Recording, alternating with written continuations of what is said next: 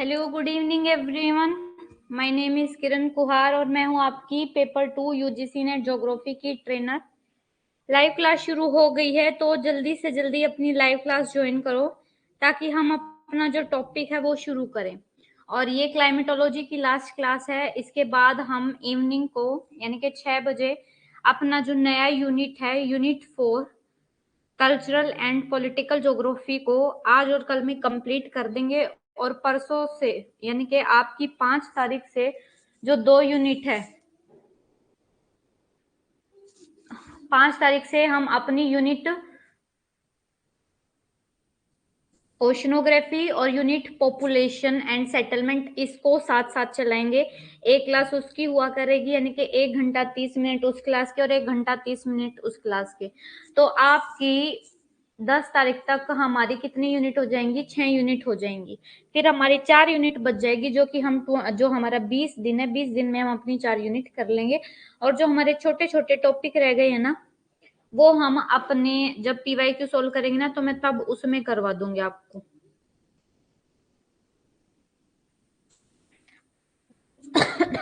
Good evening Savita.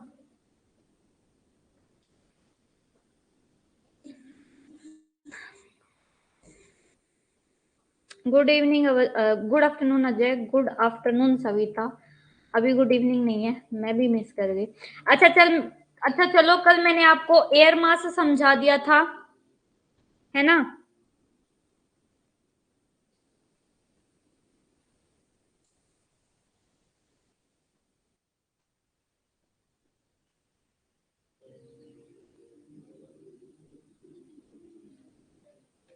और fronts पे आ गए थे हम।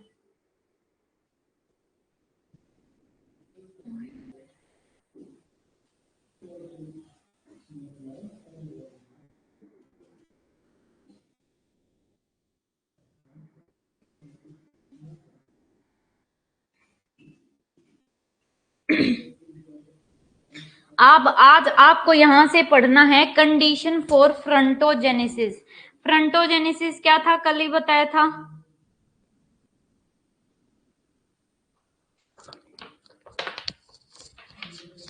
भूल गए या याद है फ्रंटोजेनेसिस क्या होता है?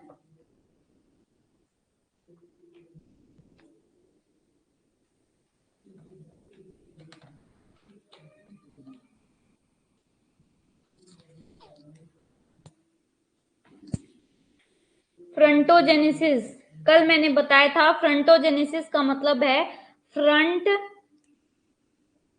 के ओरिजिन की प्रक्रिया को फ्रंटोजेनेसिस का, जेनेसिस का मतलब होता है उत्पत्ति और फ्रंट का मतलब होता है आपका वाताग्र।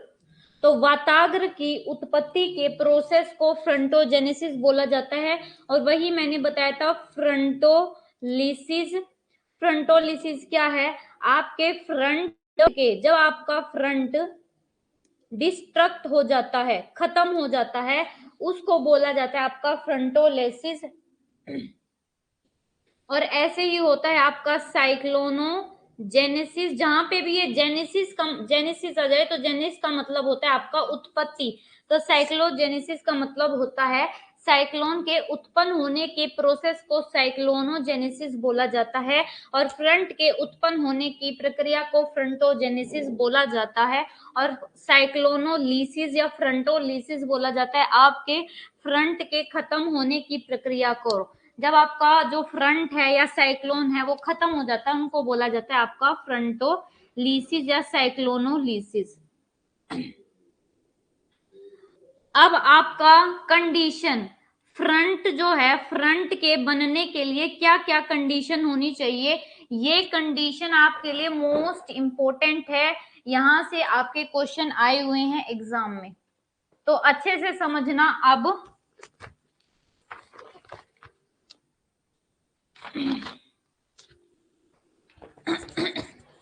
सबसे पहली जो कंडीशन है आपके वाताग्र बनने की, वो ये कंडीशन है कि आपकी जो सबसे पहली कंडीशन है वो ये कंडीशन है कि आपकी 2 एयर मास होनी चाहिए। टू एयर मास होनी चाहिए, ठीक है, जिसकी अलग अलग प्रॉपर्टीज हों। यानी कि एक इधर से और एक इधर से आ रही हो, और ये दोनों एक ढाल के सारे मिलती है, और इन दोनों के बीच में जो ये ढाल होता है ना, इसी को फ्रंट बोला जाता है। ये कल की क्लास में मैंने बताया था। अब ये मान लो ये है आपका वार्म विंड और ये है आपकी कोल्ड विंड। इसकी ह्यूमिडिटी अलग है, इसकी ह्यूमिडिटी अलग है, इसका टेम्परेचर अलग है, इसका टेम्परेचर अलग है, इसका प्रेशर अलग है, इसकी विंड डायरेक्शन अलग है, इसकी डेंसिटी अलग है। तो आपकी सबसे पहली कंडीशन है, necessary condition for frontogenesis include the presence of to opposing air mass, यानी कि दो अपोजिट एयर मास होनी चाहिए जिनकी जो कैरेक्टरिस्टिक है वो अलग अलग हो, यानी कि उनका टेम्परेचर अलग हो, प्रेशर अलग हो, डेंसिटी अलग हो, ह्यूमिडिटी अलग हो और विंड डायरेक्शन अलग हो। ठीक है, फर्स्ट है ये। हिंदी में भी देख लो कि फ्रंटोजेनेसिस के लिए आवश्यक शर्तों में हवा के तापमान, वायु दबाव, घनत्व, आर्द्रता और हवा की दिशा के विपरीत गुणों वाली दो विपरीत वायु द्रव्यमानों की उपस्थिति शामिल है।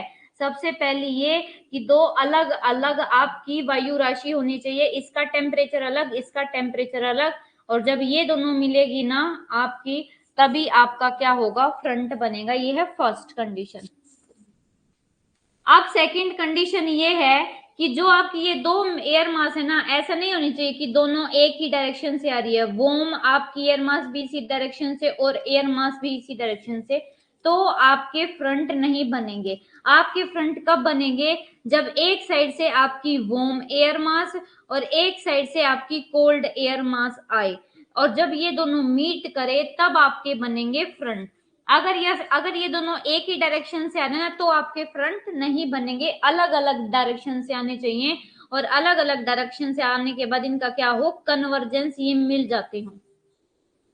कहते हैं opposite direction of air mass, convergence of to contrasting air mass is a pre request condition, यानी कि आपके फ्रंट बनने से पहले ये कंडीशन होनी चाहिए कि आपकी दो एयर मास अलग अलग डायरेक्शन से आते हो।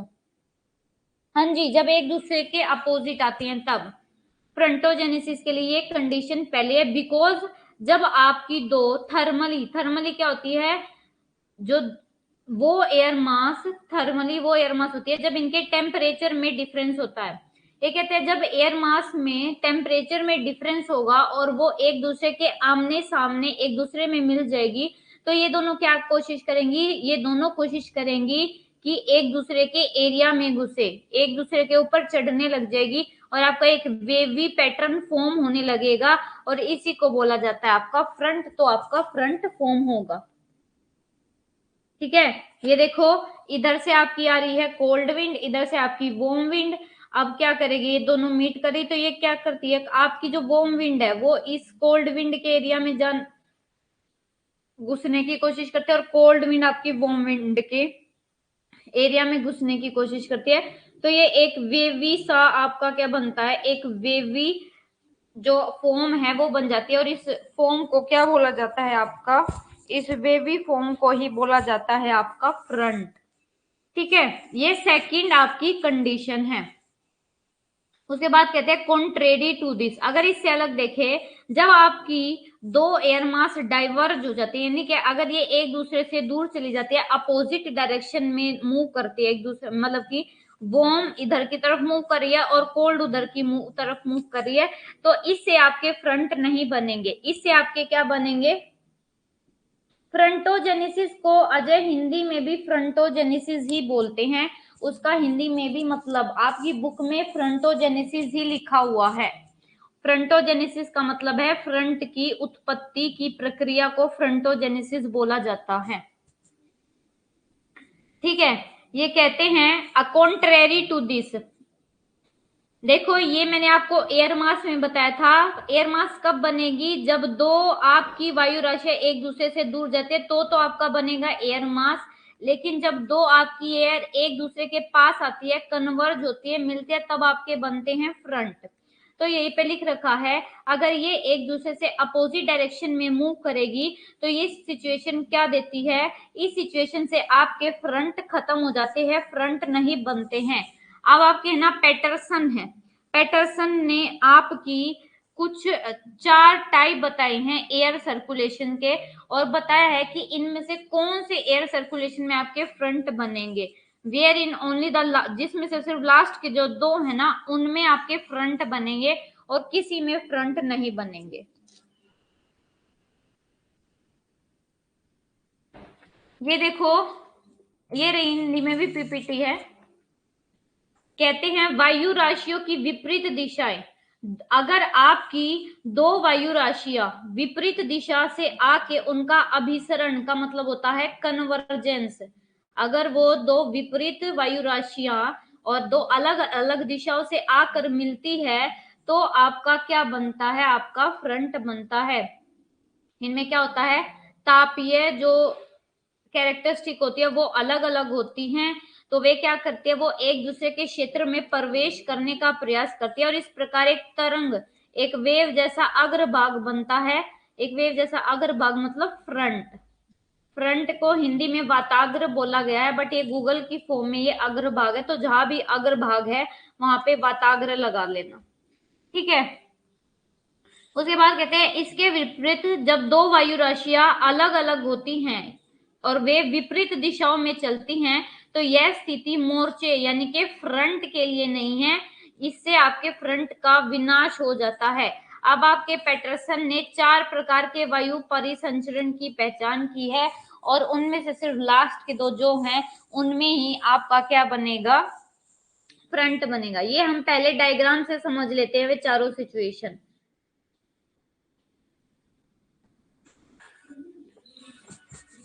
अच्छा, आपके जो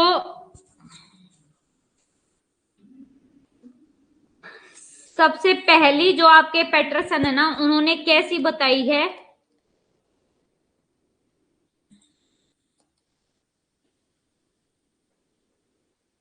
नहीं, कन्वर्जेंस का मतलब होता है कि जब 2 दिशाओं से, एक इस दिशा से विंड आ रही है, एक इस दिशा से विंड आ रही है, ये आपकी वार्म विंड है, ये आपकी कोल्ड विंड है, 2 अलग दिशाओं से आके जब विंड कन्वर्ज होती है, कन्वर्जेंस का मतलब होता है मिलना, आपस में जब मिलती है उसको बोला जाता है आपका कन्वर्जेंस, तब आपके फ्रंट बनते हैं।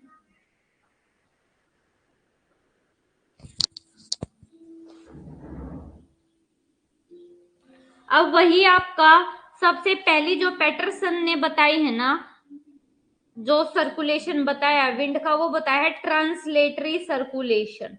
ट्रांसलेटरी सर्कुलेशन में क्या होता है कि आपकी विंड ना बस एक ही दिशा से आ रही है ऐसे,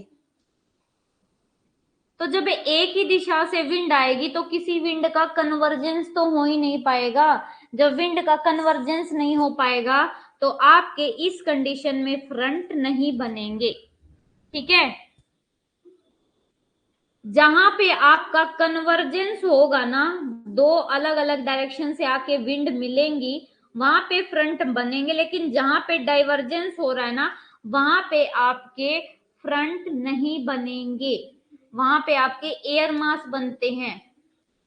जहां कन्वर्जेंस होता है वहां फ्रंट, और जहां डाइवर्जेंस होता है, डाइवर्जेंस का मतलब है 2 विंड अलग अलग दिशा में चली जाती हैं, और कन्वर्जेंस का मतलब है 2 विंड एक ही दिशा में आके आपस में मिल जाती है, तब आपके फ्रंट बनेंगे।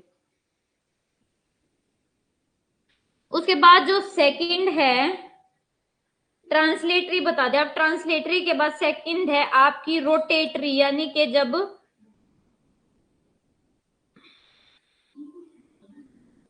रोटेटरी सर्कुलेशन, इसमें कैसे घूमेंगे आपकी हवा, जैसे साइक्लोन में घूमते ना एक सर्कल में, साइक्लोन और एंटी साइक्लोन में जब जैसे घूमते हैं वैसे इसमें हवा घूमेंगी।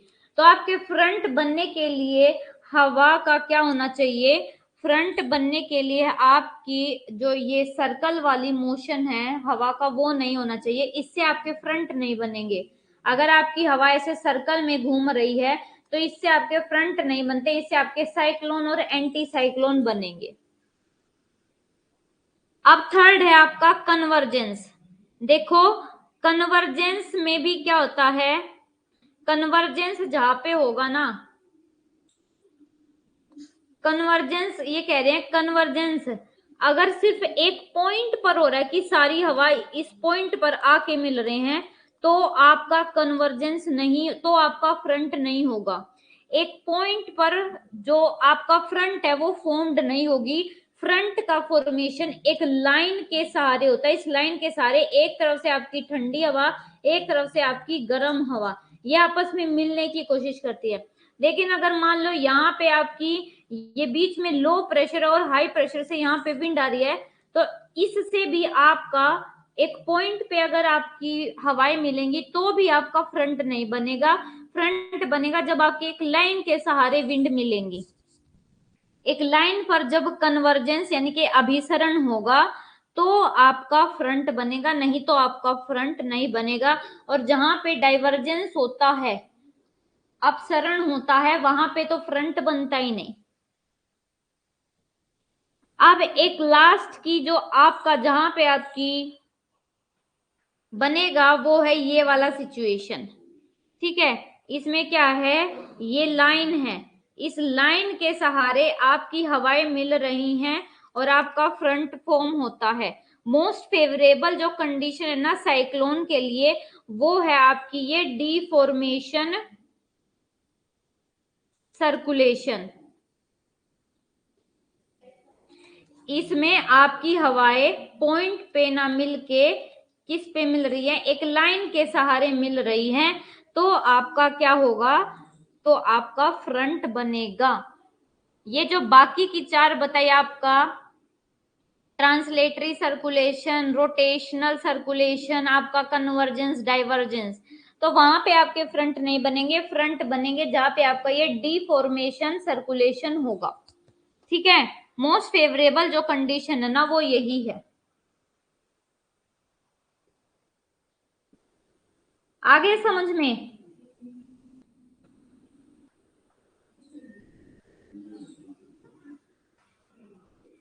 बताओ बेटे, ट्रांसलेटरी सर्कुलेशन आ गया समझ में?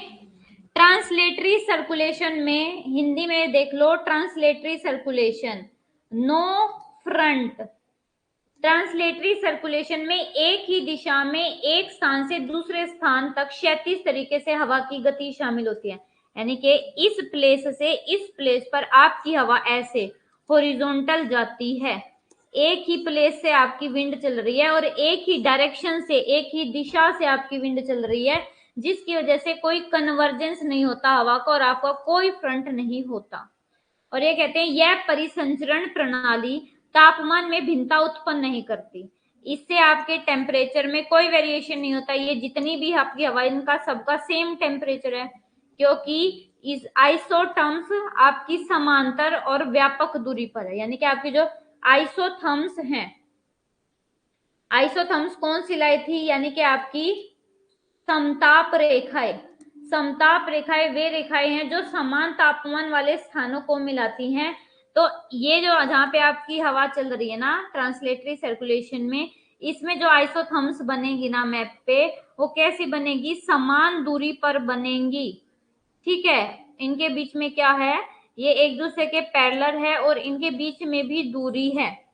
और इस प्रकार का जो वायु संचार है वो वाताग्रोह के निर्माण का पक्ष नहीं लेता। फ्रंट के निर्माण के लिए ये सर्कुलेशन बेस्ट नहीं है। ये आ गया समझ में?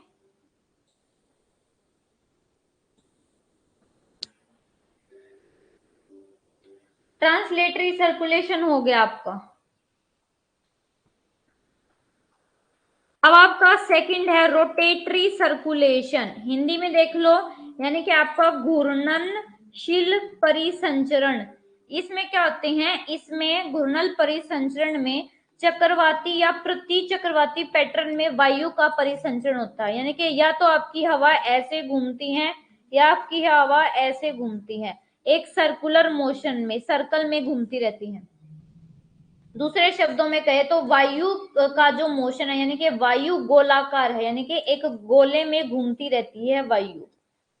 कहते हैं घूर्ण, ये अब ये जो घूर्णनशील परिसंचरण ना, ये भी तापमान में कोई भिन्नता उत्पन्न नहीं करता, जबकि आपके फ्रंट के लिए टेम्परेचर में वेरिएशन होना चाहिए, पहली कंडीशन है। तो इसके कारण भी आपका अग्रभाग का मतलब है यहाँ पे फ्रंट या वाताग्र कभी नहीं बनता। अब आपकी थर्ड सिचुएशन है अभिसरण और अपसारी परिसंचरण। अभिसरण का मतलब है कन्वर्जेंस और अपसारी का मतलब है आपका डाइवर्जेंस। तो ये तो मैंने बता दिया। अगर आपके एक पॉइंट के सहारे कन्वर्जेंस हो रहा है ना, हॉरिजॉन्टल विंड होती है, ये यहाँ पे यूज हुआ है ट्रांस, यहाँ पे हॉरिजॉन्टल मतलब क्षैतिज। जब आपकी क्षैतिज तरीके से विंड आती है, जब आपकी क्षैतिज तरीके से विंड आती है, ये है आपका हॉरिजॉन्टल का मतलब।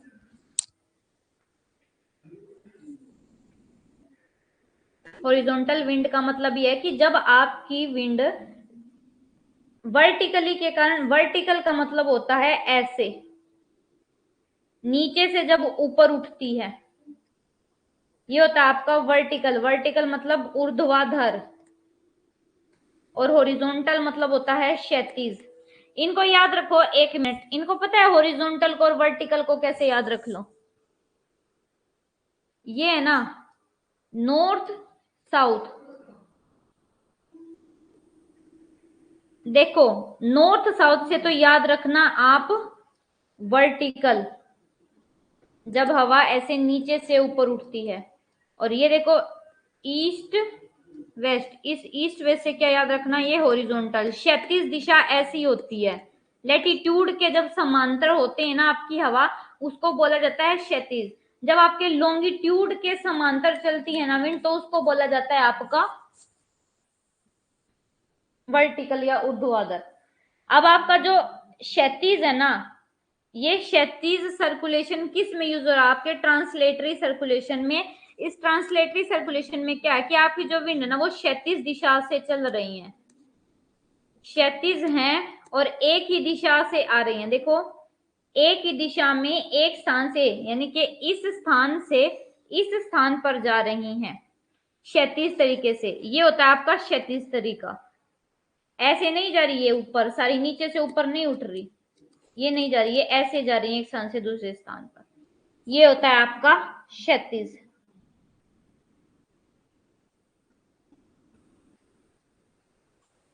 ठीक है। अब आपका ये कन्वर्जेंट एंड डाइवर्जेंट सर्कुलेशन, अभिसरण और अपसारी। अभिसरण का मतलब होता है जब आपकी दो विंड एक दूसरे में मिलती हैं, उसको बोला जाता है अभिसरण। और अपसारी का मतलब है कि जब आपकी दो विंड एक दूसरे से दूर जाती है ना, तो उसको बोला जाता है अपसारी। और ये मैंने आपको पहले ही बताया है कि अगर आपकी दो विंड एक दूसरे से दूर जा रही है ना, तो आपका फ्रंट नहीं बनेगा। फ्रंट बनने के लिए क्या कंडीशन है कि दो आपकी विंड एक दूसरे के पास आती हो और एक लाइन के सहारे वो मिलती हो। लेकिन अगर आपकी, बेटे वो पुरानी क्लास ही अपलोड हो रखी है, वो मैंने आपको करवा रखा है, वो लाइव क्लास नहीं है। वो आपकी वो क्लास है जो जो यूट्यूब पे बच्चे होते हैं ना, उनके लिए लाइव क्लास नहीं होती। वो वैसे ही उसका प्रीमियर डाल देते हैं। वो पहले से रिकॉर्डेड सेशन होता है जो आपको पता होता है, आपको ऑलरेडी करवा रखी है मैंने, वो आपके लिए नहीं है वो। और जहां कन्वर्जेंस, अगर आपके एक पॉइंट पे सारी हवा मिल रही है ना, तो भी आपका विंड क्या है, तो भी आपका फ्रंट नहीं बनेगा। आपका कन्वर्जेंस कैसा होना चाहिए? एक लाइन के सहारे आपकी विंड मिलती हो तो आपका फ्रंट बनेगा। ठीक है, तो ये है।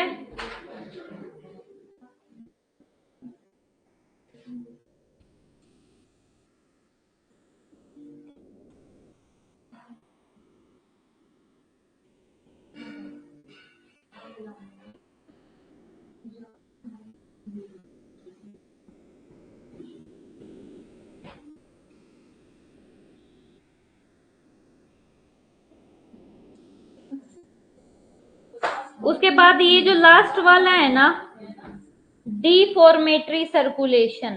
हिंदी में इसको बोलते हैं विकृत परिसंचरण। इस विकृत परिसंचरण में आपका क्या होगा, आपका फ्रंट बनेगा, वाताग्र बनेगा, क्योंकि इसमें क्या है, दो विपरीत वायु राशियों का अभिसरण एक रेखा के साथ क्षैतिज फैलाव शामिल होता है। ठीक है, जिसे क्या बोला जाता है इंग्लिश में, जिसे बोला जाता है एक्सिस ऑफ आउटफ्लो और एक्सिस ऑफ इनफ्लो।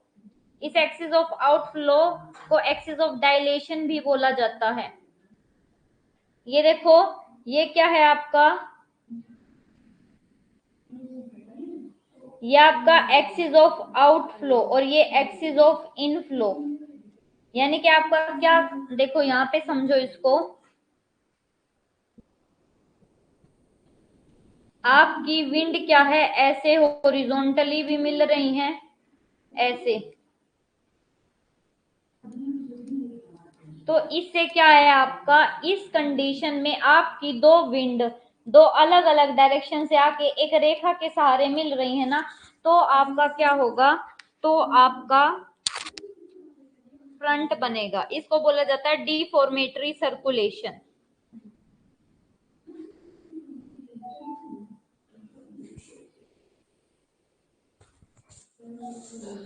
अब आपका है क्रिएशन ऑफ फ्रंट। फ्रंट कैसे उत्पन्न होते हैं,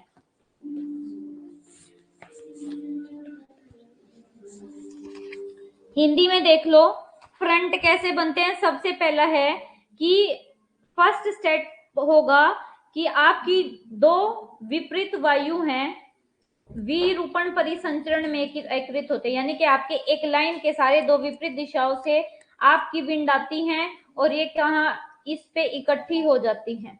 ठीक है, जिसको इस लाइन को क्या बोला जाता है, इसको बोला जाता है बहिर्वाह डायलेशन या डायलेशन की धुरी के साथ क्षैतिज रूप से फैल जाती हैं। देखो ये क्षैतिज रूप से ही तो फैल रही है ना, ऐसे तो नहीं फैल रही।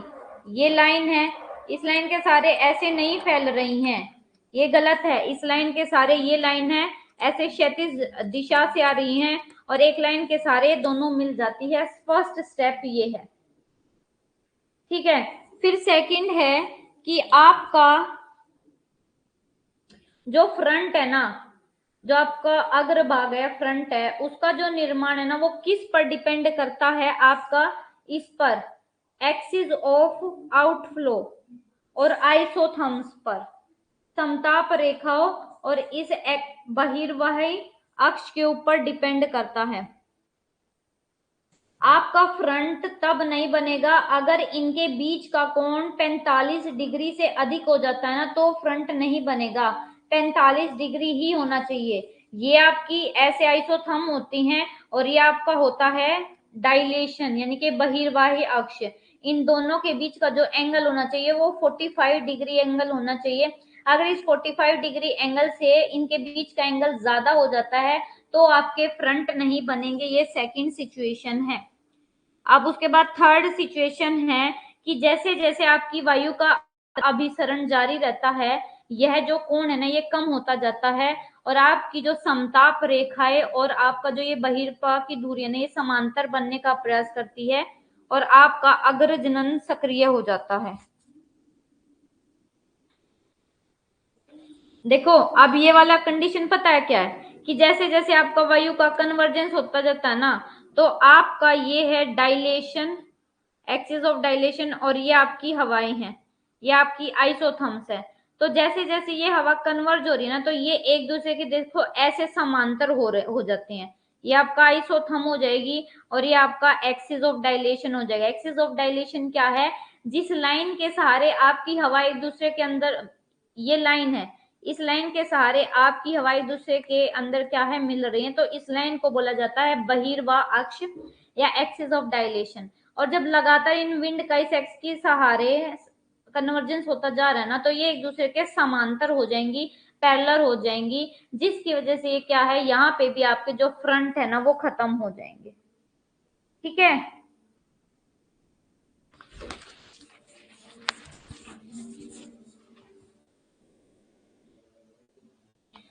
अब आपका जो लास्ट है वो कहते हैं जो आपका स्टीपनेस और इंटेंसिटी है, यानी कि आपका जो फ्रंट है, फ्रंट फ्रंट का जो स्लोप है वो कितना स्टीप बनेगा, कितना आपका जेंटल बनेगा, ये किस पर डिपेंड करता है? आपके टेम्परेचर में डिफरेंस। अगर आपका दो प्लेस है, दो प्लेस के टेम्परेचर में डिफरेंस ज्यादा होगा तो आपका जो फ्रंट है वो स्टीप बनेगा, और वही अगर टेम्परेचर कम होगा तो आपका जो स्लोप है वो, जो उसकी ढलान है वो कम होगी। ठीक है,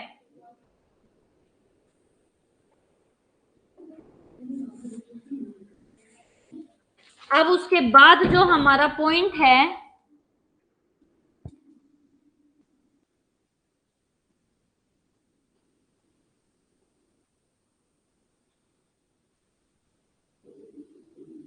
एक मिनट, क्रिएशन ऑफ रन्स।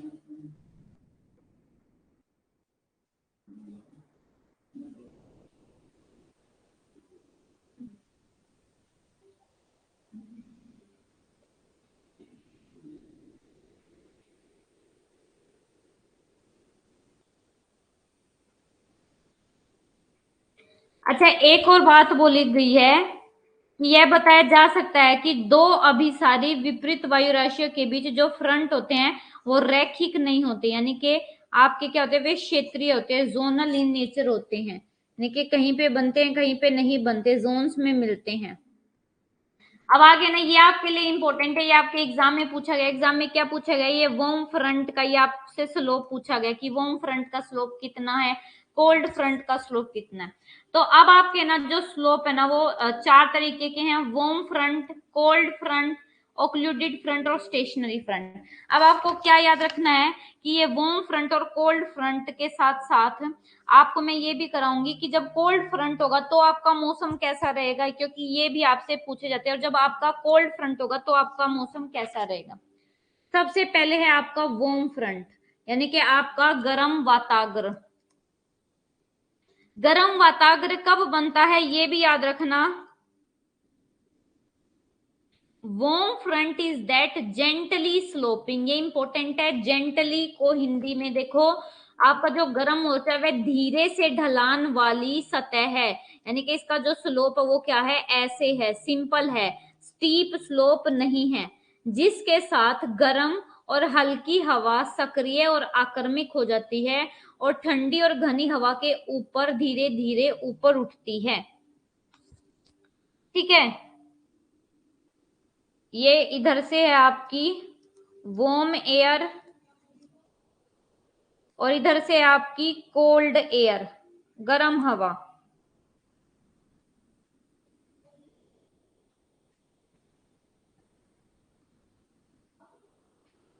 अब आपकी जो गर्म हवा होती है, गर्म हवा का नेचर कैसा होता है, गर्म हवा हल्की होती है और आपका ज्यादा एक्टिव और एग्रेसिव होती है, जिसकी वजह से ये अब गर्म हवा ऐसे ऊपर उठने लग जाएगी, ऐसे ये गर्म हवा ऊपर उठेगी,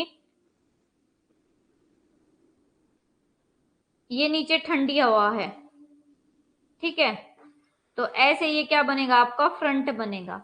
आपकी गर्म हवा हल्की और सक्रिय और आक्रमक हो जाती है, जिसकी वजह से वह ठंडी हवा के ऊपर चढ़ जाती है, तो इसको बोला जाता है आपका वार्म फ्रंट।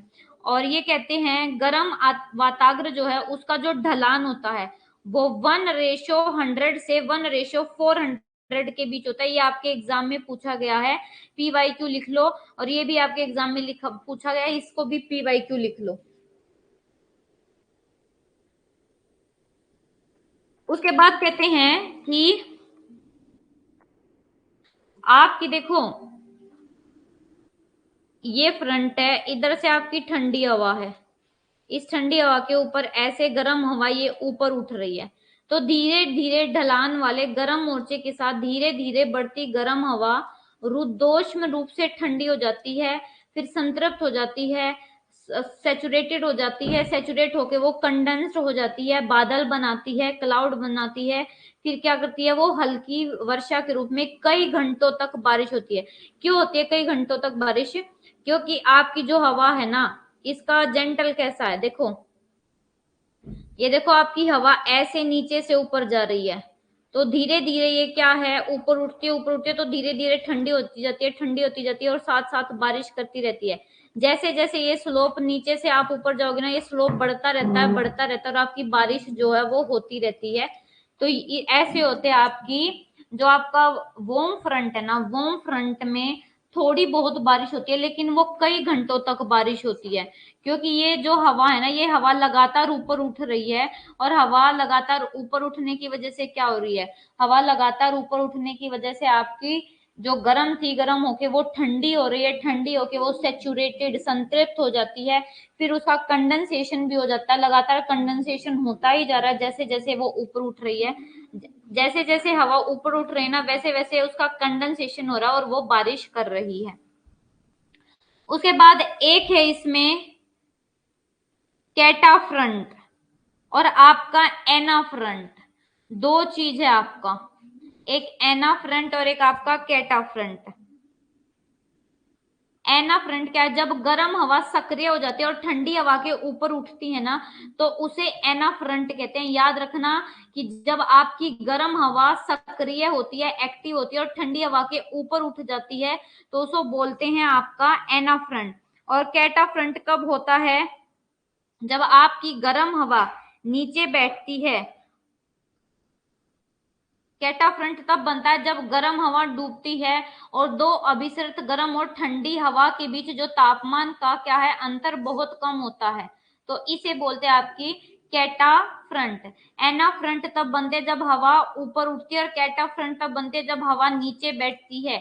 ये मैंने आपको एनाबेटिक विंड और कैटाबेटिक विंड का भी समझाया है। एनाबेटिक और कैटाबेटिक विंड याद है आपको?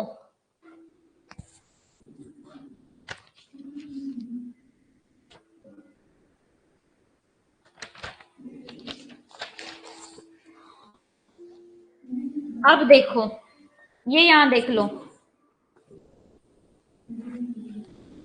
एक मिनट देखो, आपसे ना ये भी डायग्राम दे दिया जाएगा, आपको ऐसे डायग्राम दे दिया जाएगा, ऐसे।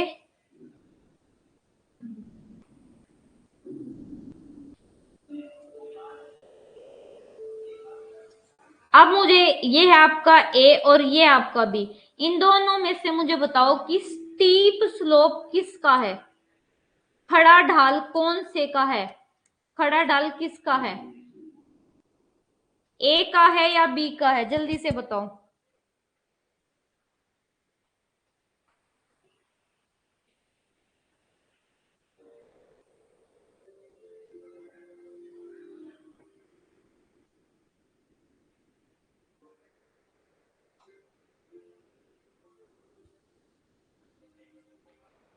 बेटे, खड़ा ढाल, तीव्र ढाल कौन सा होता है, ये तो जेंटल स्लोप है, हवा धीरे धीरे धीरे धीरे ऊपर चढ़ेगी, लेकिन इस पे एकदम से आपकी हवा ठंडी होगी, एकदम से आपकी हवा कंडेंस होके सारी बारिश यहीं पे कर देगी, क्योंकि यहाँ पे ऊंचाई बहुत ज्यादा, लेकिन यहाँ पे ऊंचाई इतनी ज्यादा नहीं है। तो आपका ये होता है जेंटल स्लोप। और जेंटल स्लोप किसका होता है, आपकी गर्म विंड का। और आपका स्टीप स्लोप बनाता है कोल्ड फ्रंट। कोल्ड फ्रंट का लिख लो बेशक से ये डायग्राम बना के, हाँ बिल्कुल सही, स्टीप स्लोप भी है। इसके आगे लिख लो बेशक कोल्ड फ्रंट, और इधर लिख लो वार्म फ्रंट।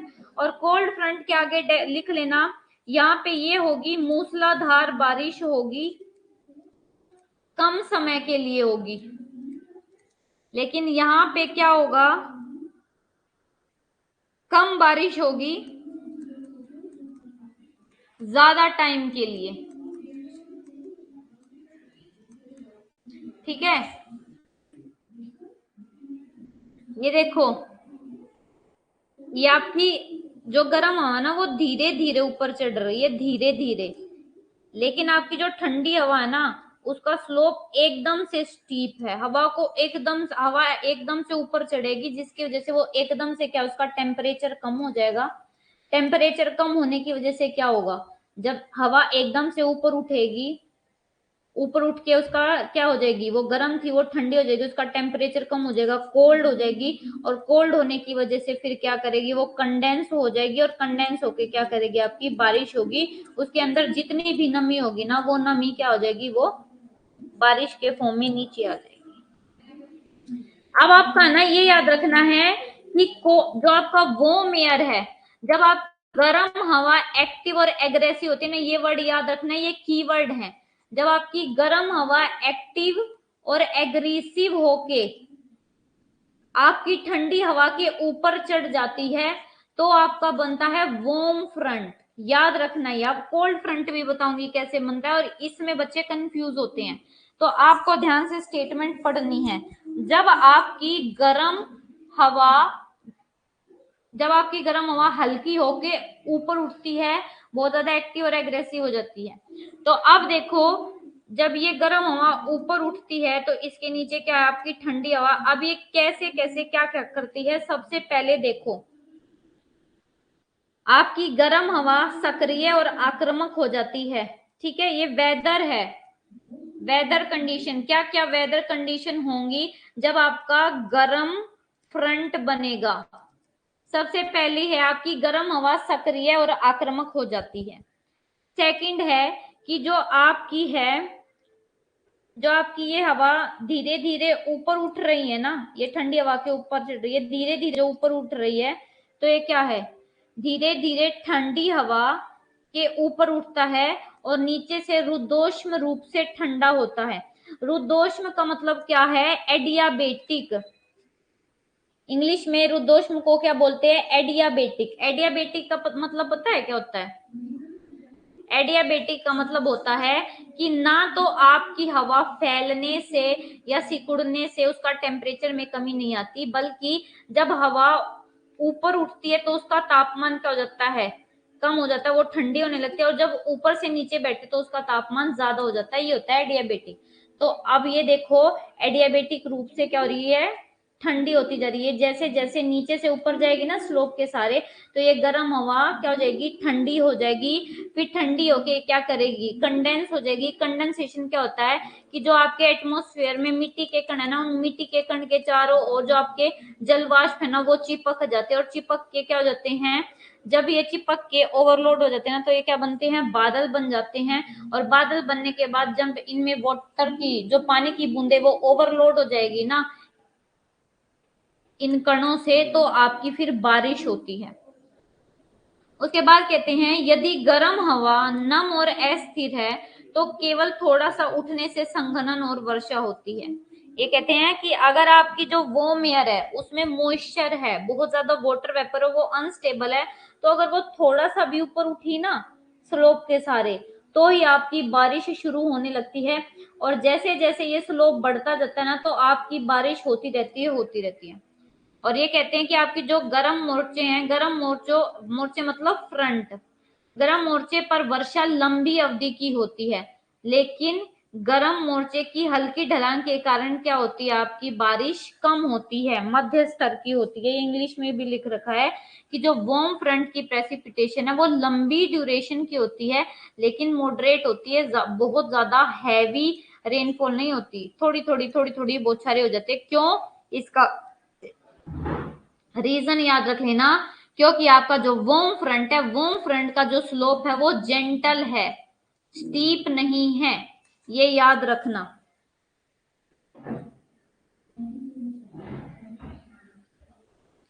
ठीक है, अब आगे देखो, इसमें ये जो बादल का सीक्वेंस है ना, ये याद रखना कि इनमें कौन से बादल बनते हैं, ये याद रखना, क्योंकि आपसे एग्जाम में पूछे जाते हैं कि जब वार्म फ्रंट होता है तो कौन से बादल बनते हैं। तो जब वार्म फ्रंट होगा ना, तब आपके बनते हैं सीरस क्लाउड, ऊपर से नीचे की तरफ है ये सीक्वेंस। अगर आपसे एग्जाम में नीचे से ऊपर की तरफ पूछा जाए ना, तो यहां से शुरू कर देना। अब ऊपर से नीचे हम पढ़ रहे हैं, तो सबसे पहले आपके सीरस, सीरस के बाद आपके सीरोस्ट्रेटस, फिर ओल्टोस्ट्रेटस, और सबसे लास्ट में बनते हैं निम्बोस्ट्रेटस। ठीक है, सीरस, सीरोस्ट्रेटस, ओल्टोस्ट्रेटस, निम्बोस्ट्रेटस, 4 बादल बनते हैं लाइन में वार्म फ्रंट में। और अब ये कहते हैं कि जब आपका वार्म सेक्टर आता है ना, तो वार्म सेक्टर के आते ही क्या होता है, वार्म सेक्टर के आते ही आपका जो वेदर कंडीशन है उनमें सडन चेंज हो जाता है। क्या चेंज होता है, आपकी टेम्परेचर बढ़ जाता है, जो ह्यूमिडिटी, स्पेसिफिक ह्यूमिडिटी वो डिक्रीज हो जाती है, और एयर प्रेशर भी डिक्रीज हो जाता है, क्लाउड चले जाते हैं, मौसम साफ हो जाता है, और प्रेसिपिटेशन, बारिश रुक जाती है। ये देखो, ये आपका है फ्रंट, ये आपका क्या है, ये आपका है वार्म फ्रंट, और ये आपका क्या है,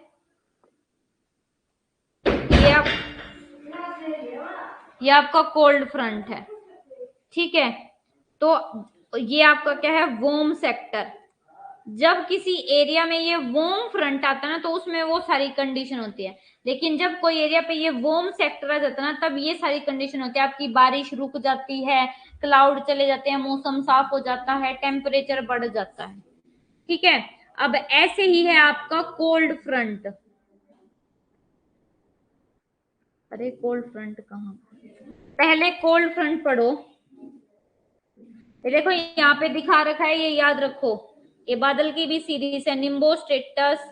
निम्बोस्ट्रेटस के बाद आपके जो बादल बनते हैं वो कौन से बनते हैं, निम्बोस्ट्रेटस, ऑल्टोस्ट्रेटस, फिर आपके यहाँ पे सीरोस्ट्रेटस, फिर सीरस, और इनमें भी जो बादल हैं वो भी अभी बताऊंगी। अब हम पढ़ते हैं आपका कोल्ड फ्रंट। कोल्ड फ्रंट का मैंने आपको बता दिया, स्लोप कैसा होता है, स्टीप स्लोप होता है। अब आपकी जो कोल्ड फ्रंट है वो कब बनता है, अब जिसमें क्या होता है, आपकी जो कोल्ड हवा ना, ठंडी हवा, वो एक्टिव और एग्रेसिव होती है। आप कोल्ड फ्रंट में याद रखना, ठंडी हवा एक्टिव और एग्रेसिव होती है, और वो ठंडी हवा एक्टिव और एग्रेसिव होने की वजह से वो गर्म हवा के क्षेत्र में घुसती है। ठीक है, और गर्म हवा के क्षेत्र में घुस के फोर्सफुली इस गर्म हवा को ऊपर अपलिफ्ट कर देती है। ठंडी हवा सक्रिय और आक्रामक हो जाती है और गर्म हवा के क्षेत्र पर आक्रमण करती है, और संघनन होने के कारण जमीन पर टिकी रहती है, लेकिन गर्म और हल्की हवा को बलपूर्वक ये ठंडी हवा ऊपर उठा देती है, और इसी को बोला जाता है आपका कोल्ड फ्रंट। अब कोल्ड फ्रंट में आपको क्या याद रखना है, ये कहते हैं क्योंकि घर्षण के कारण जो जमीन की सतह है ना, यहाँ पे हवा के बीच में और जमीन के बीच में घर्षण होता है, तो उसकी वजह से हवा की जो गति है वो मंद हो जाती है, जबकि ऊपर की जो हवा है उसका वेग अधिक होता है। इसलिए जो आपका ठंडा फ्रंट है वो गर्म फ्रंट की तुलना में अधिक तीव्र हो जाता है। क्यों तीव्र होता है, क्योंकि आपका जो नीचे जो है ना वो विंड फ्रिक्शन कर रही है जमीन के साथ, लेकिन जो ऊपर की हवा है ना वो क्या है, वो ऊपर की जो मुक्त हवा वो बहुत तेज से बहती है, इसलिए आपकी जो कोल्ड फ्रंट होते हैं ना वो बहुत ज्यादा तीव्र होते हैं, वो ज्यादा एग्रेसिव होते हैं। अब इनका ये जो स्लोप है ना, ये याद रखना, ये भी एग्जाम में पूछा गया है। कोल्ड फ्रंट का स्लोप है 1:50 से 1:100। ठीक है, बस इसमें इतना ही याद रखना है कि इसका स्लोप कितना, और आपको कुछ भी याद नहीं रखना है इसमें। अब ये कहते हैं हिंदी में, देख लो कि जो कोल्ड, जब आपका कोल्ड फ्रंट होता है ना, तो आपका मौसम बहुत खराब होता है, खराब मौसम से जुड़ा होता है, जिसमें आपके घने बादल बनते हैं, बादल के गरजने के साथ भारी बारिश होती है, बिजली गिरती है, ये सब शामिल होता है। और ये कहते हैं कि कभी कभी जो आपका ठंडा फ्रंट है ना, उसमें बर्फबारी यानी कि वर्षा जो है ना स्नोफॉल के रूप में हो जाती है, और आपके ओले यानी कि हेल भी पड़ते हैं। ठीक है, तो अब वेदर कंडीशन देख लेते हैं। वेदर कंडीशन क्या क्या है, सबसे पहला जो है कि ठंडी और घनी हवा सक्रिय और एक्टिव हो जाती है, ये अब आपको पता है पहला। अब कोल्ड फ्रंट में कौन सी हवा एक्टिव और सक्रिय, आपकी कोल्ड हवा एक्टिव है। अब ये कहते हैं कि आपका जो कोल्ड फ्रंट है ना वो जल्दी से समाप्त हो जाता है, तो मौसम भी जो है शीघ्र ही साफ हो जाता है। क्यों, क्योंकि इनका जो स्लोप है ना वो ज्यादा हाई है, तो ये जल्दी से इसमें बारिश हो जाती है, एक ही टाइम पे बहुत ज्यादा बारिश हो जाती है, और आपका मौसम साफ हो जाता है। अन्यथा यदि अग्रभाग स्थिर हो जाता, ये कहते हैं अगर आपका जो फ्रंट वो स्टेशनरी हो जाए तो जो स्काई है ना, स्काई बिकम ओवर का स्काई है ना क्यूमुलोनिम्बस बादलों से गिर जाता, जिसकी वजह से जो आपकी कोल्ड एयर वो मॉइस्ट हो जाती, अनस्टेबल हो जाती, ठीक है, और फिर बारिश होती। कहते हैं अगर आपका अगर भाग स्थिर हो जाता ना तो जो आकाश है, आकाश में क्यूमुलोनिम्बस की ठंडी हवा नम और अस्थिर हो जाती और अग्र तूफान बनते, थंडर स्टॉर्म बनते, भारी वर्षा होती, लेकिन कम अवधि की होती है इसमें, ठीक है। अब इसमें याद रखना, इसमें हैवी प्रेसिपिटेशन, बारिश बहुत ज्यादा मूसलाधार होती है। अब इसमें क्या होता है, तापमान में जैसे जैसे हवा ऊपर पड़ती है तापमान में कमी, वायुदाब में वृद्धि, और आपकी जो स्पेसिफिक विशिष्ट और रिलेटिव ह्यूमिडिटी है ना, उनमें क्या जाती है, उसमें भी कमी आ जाती है, और हवा की दिशा में भी 45 से 180 डिग्री तक परिवर्तन आ जाता है। उसके बाद फिर क्या होता है, वर्षा के साथ बिजली चमकती है, बादलों की गड़गड़ाहट होती है, आपके ओले पड़ते हैं, स्नोफॉल होती है। और जब आपका ये कोल्ड फ्रंट चला जाता है ना और कोल्ड सेक्टर आ जाता है तो बादल गायब हो जाते हैं, बारिश खत्म हो जाती है, मौसम साफ हो जाता है और ठंडी सुहावनी हवाएं चलने लगती हैं। ये आपको जो है ना कंडीशंस याद रखने की, क्या क्या वेदर कंडीशन है एसोसिएट करती हैं। ये देखो आपको पहले ये बता देती हूँ, ये आपका क्या है, इधर आपका ये कोल्ड फ्रंट और इधर आपका ये क्या है, वार्म फ्रंट। कोल्ड एयर कहां से एक्टिव है, यहां से कोल्ड एयर एक्टिव है वेस्ट से, और वार्म फ्रंट जो एक्टिव है वो कहां से एक्टिव है, ईस्ट से, ठीक है। तो यहाँ पे वार्म फ्रंट की कंडीशन होगी, यहाँ पे आपकी कोल्ड फ्रंट की कंडीशन होगी।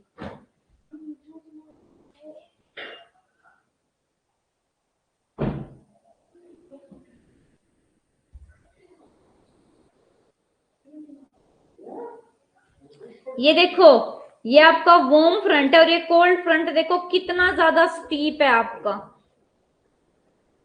कि जैसे ही हवा यहाँ पे उठना शुरू करेगी ना तो उठते ही सारी की सारी नमी टकरा कर खत्म हो जाएगी, उठते ही हवा कंडेंस हो जाएगी और भारी बारिश करेगी, ठीक है। ये तो आपका कोल्ड फ्रंट है, सिर्फ इस फ्रंट वाली सिचुएशन। लेकिन अगर आप फिर ये कोल्ड फ्रंट जाने के बाद ये जब कोल्ड सेक्टर आता है ना तो आपका क्या हो जाता, मौसम साफ हो जाता, कोई बारिश नहीं होती, ठीक है। ये देख लो आपका वार्म फ्रंट कितना धीरे धीरे आपकी हवा यहाँ से शुरू होती है और धीरे धीरे ऐसे ऊपर चढ़ती है, लेकिन इसमें एकदम से हवा ऊपर चढ़ेगी बेटे, तो एकदम से हवा जब ऊपर चढ़ेगी ना तो आपके बादल बन के एकदम से बारिश शुरू हो जाएगी, ठीक है। और इनमें कौन से बादल बनते हैं ये मैंने आपको बताया ना, क्यूमुलोनिम्बस बादल बनते हैं इसमें, और क्यूमुलोनिम्बस बादल वो बादल होते हैं जो सबसे ज्यादा बारिश करते हैं। अब एक चीज और याद रखनी है, ये जो शेप है आपको ये शेप याद रखनी पड़ेगी, आपसे एग्जाम में पूछी गई है। ये वाली जो शेप है ये किसकी है, ये वार्म फ्रंट की, और ये आपका स्टीप शेप किसकी है, ये कोल्ड फ्रंट की है। अब ऐसे ही आपका ना, एक मिनट, ओक्लूडिड फ्रंट की देखो, ओक्लूडिड फ्रंट की कैसी होगी, एक स्टीप एक ऐसे, एक जेंटल, एक स्टीप एक जेंटल, एक स्टीप एक जेंटल, ये ओक्लूडिड की होती है। ये आपको मैच मैच करने दिए हुए थे एग्जाम में, ठीक है। ये इनकी शेप बता रखी है आपको, कौन सी स्टीप है कौन सी जेंटल है। अब कुल मिला के ये है अवरुद्ध मोर्चा यानी कि ओक्लूडिड फ्रंट, और इससे क्वेश्चन पूछा गया है ओक्लूडिड फ्रंट कब बनते हैं। ओक्लूडिड फ्रंट तब बनते हैं जब आपकी ठंडी हवा गर्म हवा को इतना ऊपर उठा देते कि गर्म हवा का ग्राउंड से नीचे धरातल से कनेक्शन कट हो जाता है, तो उसको बोला जाता है आपका ओक्लूडिड फ्रंट। ये कहते हैं अवरुद्ध वातावरण तब बनता है जब ठंडा वातावरण गर्म वातावरण से आगे निकल जाता है और गर्म हवा जमीन की सतह से पूरी तरह से विस्थापित हो जाती है, यानी कि पूरी तरह से ऊपर चली जाती है और उसका ग्राउंड से जमीन से कोई कनेक्शन नहीं रहता, तो उसको बोला जाता है आपका अवरुद्ध मोर्चा या ओक्लूडेड फ्रंट। अभी जो ओक्लूडेड फ्रंट है ना, ये भी दो टाइप के होते हैं, या तो आपका वार्म ओक्लूडेड फ्रंट गर्म अवरुद्ध मोर्चा, या ठंडा अवरुद्ध मोर्चा हो सकता है। ठीक है,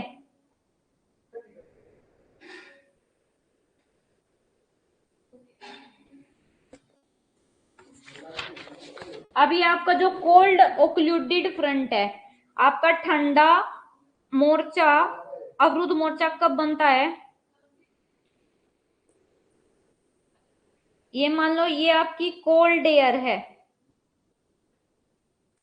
ये आपका फ्रंट है, फ्रंट में ये कोल्ड एयर है, ये अवरुद्ध कोल्ड मोर्चा तब बनता है जब इस आगे वाली ठंडी हवा से पीछे वाली ठंडी हवा ज्यादा ठंडी होती है।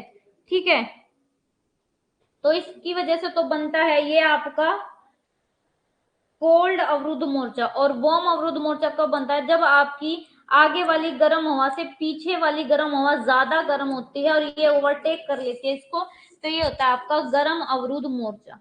आपको कुल मिला के जो ओक्लूडेड फ्रंट है ना, वाताग्र, बेटे वाताग्र फ्रंट को ही वाताग्र बोलते हैं। पहले क्लास शुरू होते ही बताया था कि हिंदी में फ्रंट को वाताग्र भी बोलते हैं, मोर्चा भी बोलते हैं, और आपका अग्रभाग भी बोलते हैं।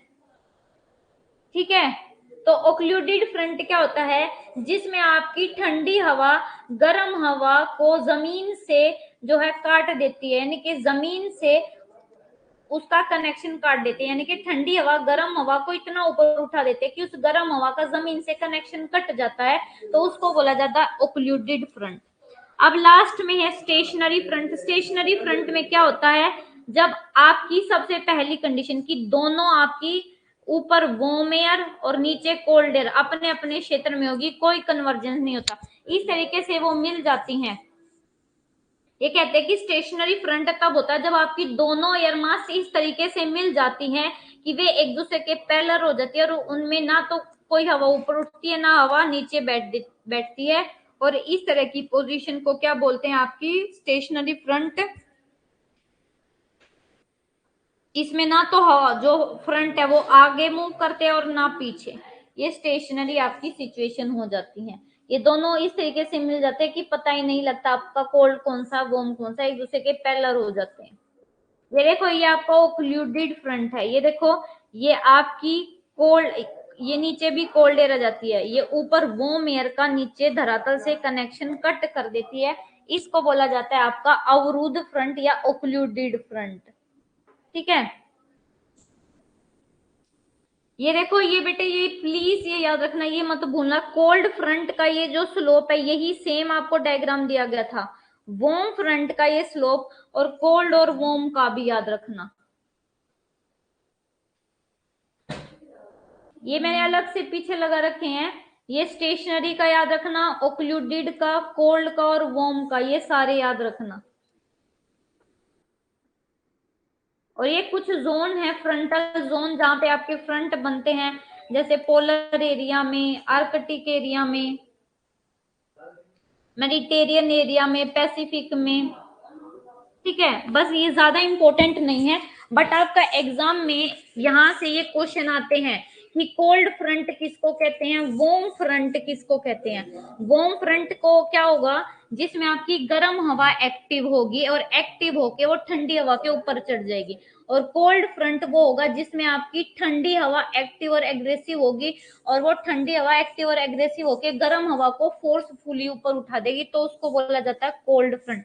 याद रखना, फोर्सफुली वर्ड यूज हुआ है, फोर्स से जब उठाएगी ना तो वो फ्रंट कोल्ड फ्रंट होगा, वार्म फ्रंट नहीं होगा। ठीक है, तो उसके बाद आपका जो क्लाइमेटोलॉजी है वो कंप्लीट हो गया। ये छोटा सा एक टॉपिक रह गया, ये ग्लेशियर लेक आउट बस्ट हम नेक्स्ट क्लास में कर लेंगे। अब वो हम मिलते हैं 6 बजे वाली क्लास में मिलेंगे। ठीक है, तब तक के लिए अगर कोई भी डाउट हो आपको तो आप उनसे नेक्स्ट क्लास में पूछ लेना। Thank you so much.